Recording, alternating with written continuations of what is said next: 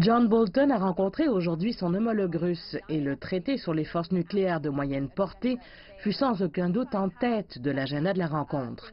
Le ministre russe des Affaires étrangères, Sergei Lavrov, a déclaré être en attente d'explications, mais il a précisé aujourd'hui que toute action des États-Unis recevrait une réponse équivalente. Toute action prise dans ce secteur se verra répondre par une contraction. La stabilité stratégique ne peut être atteinte que sur la base de la parité. Et nous ferons tout notre possible pour maintenir cette parité. Nous sommes responsables de la stabilité mondiale et nous espérons que les États-Unis n'abandonneront pas non plus leur barre de responsabilité.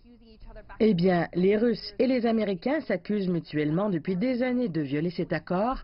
En mars dernier, les dirigeants américains avaient pointé du doigt le discours annuel politique du président Poutine, dans lequel il révélait son attachement à la sécurité mondiale.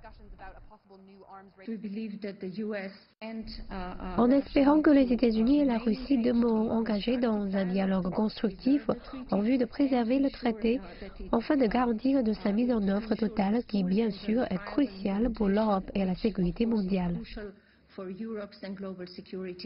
Donc, les Européens ne veulent définitivement plus d'armes nucléaires à leur porte et tous espèrent que les deux parties parviendront à une forme d'accord, voire de renégociation de ce traité nucléaire.